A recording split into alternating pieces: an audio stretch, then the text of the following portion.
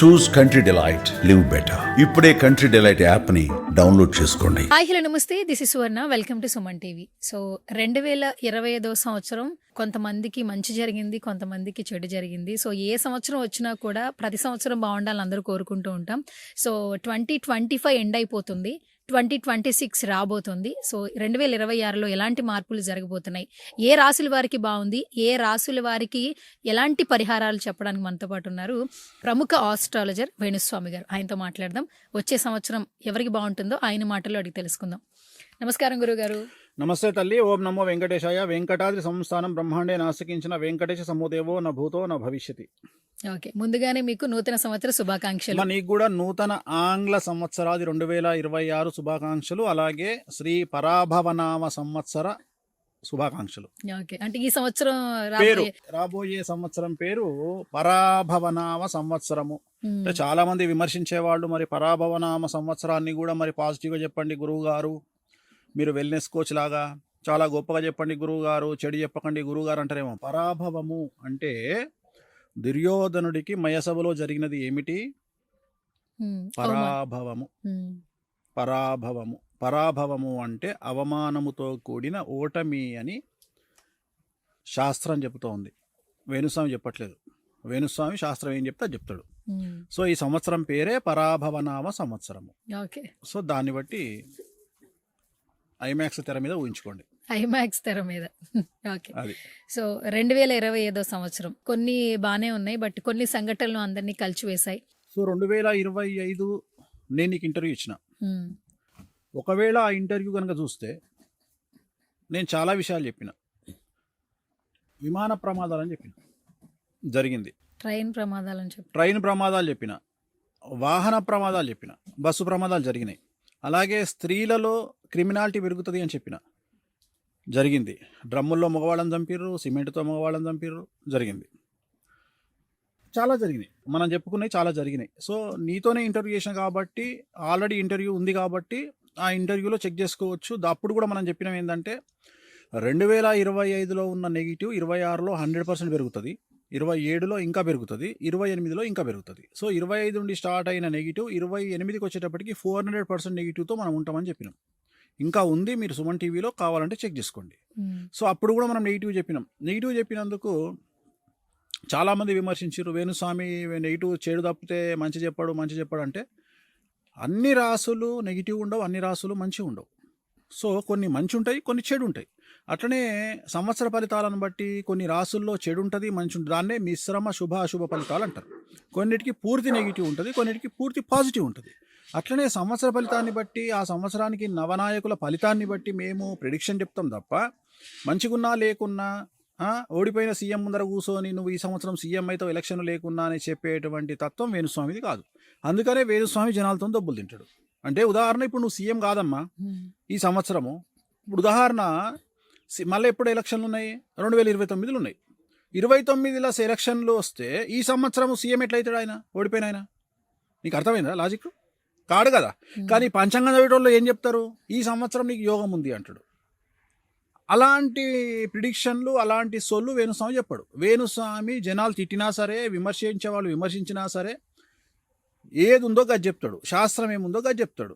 Doctor ఏం చేస్తాడు? నువ్వు ఎక్స్రే తీసుకపోతే ఎక్స్రే చూసి చెప్తాడు. నేను కూడా పంచాంగం చూసి చెప్తున్నాను. నేను పంచాంగం రాస్తలేను, పంచాంగం రాసిన తర్వాత పంచాంగంలో ఉండే ఫలితాలని చెప్తున్నా. పంచాంగం రాసేవాడి పని వేరు, జ్యోతిష్యుడి పని వేరు. మేము జ్యోతిష్యులం, పంచాంగం రాసేవాళ్ళు మా పని చేయొద్దు. పంచాంగం రాసేవాళ్ళు రాయాలి, ఎక్స్రే తీసేవాడు తీయాలి, డాక్టర్ మెడిసిన్ ఇవ్వాలి. నేను యాజ్ ఏ డాక్టర్ ఎక్స్రే చూసి ఏం రోగం ఉంది, ఏం మంది ఇవ్వాలి, నా పని. చెడు ఉంటే చెడు చెప్పాలి, కాలు ఇరిగింది చెప్పాలి, క్యాన్సర్ అని చెప్పాలి, ఎయిడ్స్ అని చెప్పాలి. కానీ మభ్యపెట్టే పనులు వేణుస్వామి చెయ్యడు. బాగా లేకున్నా నువ్వు సూపర్ స్టార్ అవుతావు, తోపు అవుతావు, తొక్కమవుతావు నేను చెప్పా. సో నేను నా గురుముఖత వచ్చినటువంటిది, మా నాన్నగారు నాకు చెప్పింది ఏంటంటే, ఒక విషయం చెప్పాడు. ఏం చెప్పిండంటే, నువ్వు కూర్చున్నావు, నీ వెనకాల ఒక వ్యక్తి నేను కొట్టడానికి కట్టె తీసుకొని వస్తున్నాడు, వచ్చి కొట్టిండు. నీకు ఫిజికల్గా తగిలే దెబ్బ కంటే భయం మైండ్ మీద తగిలే దెబ్బ ఎక్కువ. ఒప్పుకుంటావు కదా? నీకు ఫిజికల్గా నీ బాడీ 30% ఎఫెక్ట్ అవుతుంది ఈప్లో, కానీ అకస్మాత్తుగా పడిన దెబ్బ వల్ల భయం అనేది 70% ఉంటుంది. సో ఆ భయం తగ్గించడం నా కర్తవ్యం. భయపెట్టడం కాదు ఇది. భయపెట్టడం కాదు, భయపెడుతున్నారు అంటే ఖచ్చితంగా వాళ్ళను పశువుల కింద ట్రీట్ చేయాలి. పశువులు కాదు, ఇక ఇంకా హీనంగా ట్రీట్ చేయాలి. ఎందుకంటే నీకు ఇది జరుగుతుంది అని చెప్పడం, ఇట్ ఈస్ నీకు జరగబోయేటువంటి సమస్య గురించి నీకు అవేర్నెస్ క్రియేట్ చేయడం. ఎవడో అమ్మా నీ వెనకాల వస్తున్నాడమ్మా, కట్ట తీసుకొని వచ్చి కొట్టడానికి ట్రై చేస్తున్నాడమ్మా, నువ్వు జాగ్రత్తగా ఉండమ్మా, వచ్చిందమ్మా, పడ్డదమ్మా అంటే భయం అనేది నీకు ఉండదు. ఓన్లీ శారీరకమైన బాధ మాత్రమే నీకు ఉంటుంది. ఆ పని నేను చేస్తున్నా ఈ యుగంలో, ఈ తెలుగు రాష్ట్రాలలో. సో దానివల్ల ఏమవుతుంది, నీలాంటి వాళ్ళు, దెబ్బలు తినేవాళ్ళు అందరూ మానసికంగా స్ట్రాంగ్ అవుతారు. ఏం చెప్తున్నా, నువ్వు సెలబ్రిటీ అయితే జైలుకు పోవడానికి సిద్ధంగా ఉండు, నువ్వు సెలబ్రిటీ అయితే నిన్ను ట్రోల్ చేస్తారు సిద్ధంగా ఉండు, నువ్వు సెలబ్రిటీ అయితే మేమ్స్ పెడతారు సిద్ధంగా ఉండు. ఇవి నేను చెప్పే పనులు తప్ప కాదు కదా. ఎందుకంటే ప్రతి మనిషి సెలబ్రిటీ కావాలనుకుంటాడు. ఈ ప్రపంచంలో ప్రతి మనిషి కోరుకునేది ఒక అందమైన పెళ్ళాము భార్యగా రావాలనుకుంటాడు, అందమైన అమ్మాయి, విపరీతంగా డబ్బు సంపాదించాలనుకుంటాడు, ప్లస్ ఖచ్చితంగా 10 మంది నాతో సెల్ఫీలు దిగాలనుకుంటాడు. ఈ 3 ప్లేసులలో తెలుగు రాష్ట్రాలలో సమస్యలు ఉన్నాయి. ఈ 3 ప్లేసులలో సమస్యలు ఉన్నాయి. సెలబ్రిటీ అయితే ఓర్వకుండా ఒకటి మీద రాయేస్తాడు, డబ్బు లేకపోతేనేమో వీనికి డబ్బు లేదురా అంటారు, డబ్బు సంపాదిస్తే ఎక్కడి నుండి వచ్చిందంటారు. సో అట్లా రాయేస్తారు.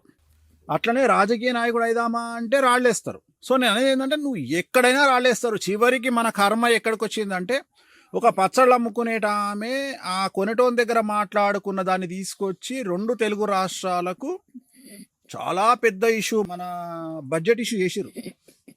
మరి నవ్వాలా ఏడవాలా నాకు తెలియదు. అసలు ఆ వ్యక్తిగతమైన అంశము పచ్చళ్ళు అమ్ముకునేది కొనుక్కునేటోనికి సంబంధించిన వ్యవహారం అది. దాన్ని తీసుకొచ్చి ఇక ఈ 2 తెలుగు రాష్ట్రాలలో ఇప్పుడు మొత్తం అడ్మినిస్ట్రేషన్ ప్రాబ్లం ఉందనే లెవెల్లో ప్రాపగండ చేసారు. అంటే నేను చెప్పదలుచుకున్న పాయింట్ ఏంటంటే, చేసేవాళ్ళని నేను విమర్శిస్తలేను. ఎందుకంటే దానివల్ల వాళ్ళకి డబ్బులు వస్తున్నాయి. 1,00,000 మంది చూస్తే 6,000 5,000 వస్తాయి, నాకు తెలియదు ఆ లెక్కలు. కానీ దానికి ప్రిపేర్ అయ్యి ఉండమని జనాల్ని ప్రిపేర్ చేస్తాను నేను. వేణుస్వామి ఎలాగైతే ప్రిపేర్ అయ్యి ఉన్నాడో అట్లనే జనాల్ని ప్రిపేర్ చేస్తున్నా. నువ్వు సెలబ్రిటీ కావాలన్నా ఓకే రెడీగా ఉండరా బాబు, వాడు దాడి చేస్తాడు, స్ట్రాంగ్ ఉండు, నీ పెళ్ళాలి నువ్వే కాపాడుకోవాలి, నీ బిడ్డ నువ్వే కాపాడుకోవాలి. నువ్వు మానసికంగా బయటికి రాలేదనుకో, ఇప్పుడు సినిమా హిట్ అయితే పటాకులు కాల్చే ఫ్యాన్స్ ఉంటారు, ఫెయిల్ అయితే పటాకులు కాల్చరు కదా. కానీ ఫ్యాన్స్ ఏం చేస్తారు, మా హీరో సినిమా ఫెయిల్ అయ్యింది అని బాధపడి మార్నింగ్ షో చూస్తారు. వాళ్ళ అయితే ఇంకో 2 షోలకు డబ్బులు కొంటారు, ఇంటికి పోతారు, పడుకుంటారు. కానీ సినిమా ఫెయిల్ అయిన హీరోకు ఉంటుందమ్మా సినిమా, నిద్ర లేని రాత్రులు గడపాలి.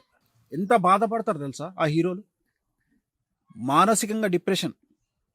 అంటే ఎక్కడికో ఎంతో కష్టపడి ఒక స్టార్డమ్ తెచ్చుకున్న తర్వాత ఒక హీరోయినో ఒక హీరోనో వాళ్ళ సినిమా ఫెయిల్ అయ్యిందంటే నరకాన్ని చవి చూస్తారు. అలాంటి వారికి నేను పర్సనల్గా ఇచ్చే ఇన్స్పిరేషన్ ఏంటంటే, ఈ సినిమా పోయిందిగా, నెక్స్ట్ సినిమా నువ్వే కింగ్, సపోర్ట్ ఇస్తారు. సో ఇది నేను మాట్లాడతా, పర్సనల్గా మాట్లాడతా. ఆన్ స్క్రీన్ మాట్లాడేది వేరే ఉంటుంది, నాతో వ్యక్తిగతంగా మాట్లాడేది వేరే ఉంటుంది. నాతోనే నీకు 2-3 ఏళ్ల పరిచయం, ఎప్పుడన్నా నా బిహేవింగ్ ఎట్లుంటుంది, నేను ఎట్లుంటా, సో ఎంత జాలీగా ఉంటా. సో ఆన్ స్క్రీన్ నేను చెప్పే విధానం ఏంటంటే, సామాజికంగా దాన్ని గోచారం అంటాం. గోచారం అంటే ఇప్పుడు మేషరాశి గురించి మాట్లాడినాం. మేషరాశి గురించి మాట్లాడితే కొన్ని లక్షల కోట్ల మందికి సంబంధించింది మేషరాశి. కానీ నా దగ్గరికి నువ్వు వ్యక్తిగతంగా వచ్చినప్పుడు నీ వ్యక్తిగతమైన జాతకాన్ని బేస్ చేసుకొని నేను నీకు చెప్పే జాతకం వేరే ఉంటుంది. సో నువ్వు వీటిలో ఉండొచ్చు, ఉండకపోవచ్చు. దీంట్లో దశాచిత్రాలు ఉంటాయి, దీంట్లో లగ్నం ఉంటుంది, దీంట్లో గ్రహాలు ఎక్కడెక్కడ ఉన్నాయి అనేటువంటి విషయాలు ఉంటాయి. సో ఇన్ని వ్యవహారాలు ఉంటాయి. అందుకని వేణుస్వామి చెడును ఎంచుకోవడానికి కారణం ఏంటంటే, ఒక అమ్మాయి అబ్బాయి పెళ్లి చేసుకున్నారు, విడిపోతారు అని చెప్పంగానే ఎంత దిగజారిపోతున్నారు జనాలంటే, శుభమా అంటూ 2వ పెళ్లి, అరే శుభమా అంటూ 1వ పెళ్లి చేసుకుంటారా, 2వ పెళ్లిని శుభము, 3వ పెళ్లిని శుభము, 4వ పెళ్లిని శుభం అనే సంస్కృతి కాదురా భారతదేశంలో. సో ఎందుకు చెప్తున్నా అంటే, మీరు ఇప్పుడు ఈ జనరేషన్ అబ్బాయిలకు నేను ఏం చెప్తా అంటే, అరే మీరు అమ్మాయిల దగ్గర కాంప్రమైజ్ అయ్యేటట్టు ఉంటేనే పెళ్లి చేసుకోండి, లేకుంటే చేసుకోకండి. ఎందుకంటే అసలు రైట్స్ కోసము, అభివృద్ధి కోసము కొట్లాడాల్సిన స్థాయిలో అమ్మాయిలు లేరు. అమ్మాయిలు మొగోళ్ళని దాటి చాలా రోజులు అయిపోయింది. సో మొగోళ్లకు ఆడోళ్లకు తేడా 1 కిలోమీటర్ ఉంటుంది. అంటే మగవాళ్ళు 1 కిలోమీటర్ వెనకాల ఉంటే ఆడవాళ్ళు 1 కిలోమీటర్ ముందున్నారు ప్రస్తుత జనరేషన్లో. సో ఇప్పుడు బ్రతకడానికి నానా సంకలు నాకేది మగవాళ్ళు. సో నేనేమంటున్నా, మీరు ఆడవాళ్ళ దగ్గర కాంప్రమైజ్ అయితేనే లైఫ్లో ఎదుగుతారు. సో ఇలా ఎదగండి, సో ఇలా డబ్బు సంపాదించండి. అప్పుడు మీకు చేతుల డబ్బు ఉంటే ఒక అందమైన అమ్మాయి భార్య వస్తుంది. సో ఇలాంటి పనులు మీరు చేయండి. అట్లనే సమాజంలో ఎవడు పడితే వాడు డబ్బులు లేకపోతే ఒక రకంగా హింసిస్తారు, డబ్బులుంటే ఒక రకంగా హింసిస్తారు. సమాజం ఏం చేస్తుంది అంటే ఎవరిని తప్పుపట్టే పరిస్థితుల్లో మనం లేము. ఇప్పుడు ఎన్నో ఛానల్స్ వచ్చినాయి, ఎంతో యూట్యూబ్ మాధ్యమాలు వచ్చినాయి. ఇవాళ తెలుగు రాష్ట్రాలకు యూట్యూబ్ ఛానల్ అనేది కుటీర పరిశ్రమ. కుటీర పరిశ్రమ అంటే ఎవడు పడితే వాడు ఒక చిన్న మైక్ కొనుక్కోవాలి, లేకుంటే సెల్ ఫోన్కు మైక్ పెట్టుకోవాలి. వానికంటూ ఒక యూట్యూబ్ ఛానల్, ఒక 10 మంది ఫాలోవర్స్ ఉంటారు, లేదా 1000 మంది ఫాలోవర్స్ ఉంటారు. ఇంకా వాడు బట్టలు ఇప్పుతాడు, ఇంకా మొత్తం జనాలే. ఇంకా వాడికి సబ్జెక్టుతోని పని లేదు. వాడు ఎవరిని తిట్టాలనుకుంటే వాడిని తిడుతూనే ఉంటాడు. దీని మీద బ్రతికే వాళ్ళు తెలుగు రాష్ట్రాల్లో లెక్క తీస్తే దగ్గర దగ్గర ఒక 500 మంది వెళ్తారు. వాళ్ళకి ఏం పని లేదు. వేణుస్వామి ఇంట్లో పిల్లి ఈనింది 5 పిల్లలు పుట్టినాయి అనగానే వీడు ఇక్కడ పెడతాడు. వేణుస్వామి ఇంట్లో పిల్లి ఈనింది 5 పిల్లలు పుట్టినాయి, 1,00,000 మంది చూస్తారు. అట్లా ప్రతి ఒక్క సబ్జెక్టును వీళ్ళ పనే అది. సో వీళ్ళని తప్పు పట్టలేం. కారణం ఏంటి అంటే వీళ్ళ బ్రతుకు అనేది అక్కడి నుండి ఈ వర్క్ వల్లనే వస్తుంది, వీళ్ళు చూసేటువంటి యూట్యూబ్ వల్ల వస్తుంది. సో వాళ్ళని నేను తప్పు పడతలేను. నేను ఏమంటున్నా అంటే అది ఎదుర్కోవడానికి మీరు సిద్ధంగా ఉండండి అని చెప్తున్నా. జనాలను ప్రిపేర్ చేస్తున్నా. తప్పు ఏం లేదు, జనాల్ని ప్రిపేర్ చేయడంలో తప్పు లేదు. నువ్వు సెలబ్రిటీ కావాలన్నా, డబ్బు సంపాదించాలన్నా, నువ్వు రాజకీయ నాయకుడివి కావాలన్నా, సినిమా హీరో కావాలన్నా, సినిమా హీరోయిన్ కావాలన్నా, నిన్ను టార్గెట్ చేయడానికి 100 మంది, 100 చేతులు, 200 చేతులు 24 hours/7 రెడీగా ఉంటాయి. నువ్వు వాళ్ళ నుండి తప్పించుకోవాలి అంటే నువ్వు చాలా తెలివితో, చాకచక్యంతో బయటపడాలి. అది సీఎం అవ్వచ్చు, సర్పంచ్ అవ్వచ్చు, ఎమ్మెల్యే అవ్వచ్చు, మినిస్టర్ అవ్వచ్చు, యాంకర్ అవ్వచ్చు, ఒక సినిమా హీరో అవ్వచ్చు, ప్రొడ్యూసర్ అవ్వచ్చు. ఎవరు కాదేది దెబ్బలకు అతీతము. ప్రతి ఒక్కడు ఎక్కడనో దగ్గర దెబ్బలు తినాల్సిందే. ఆ దెబ్బలను తప్పించుకుంటే మీరు బయటపడతారు అని నేను చెప్పదలుచుకున్న పాయింట్. బస్ అంతే. ఓకే.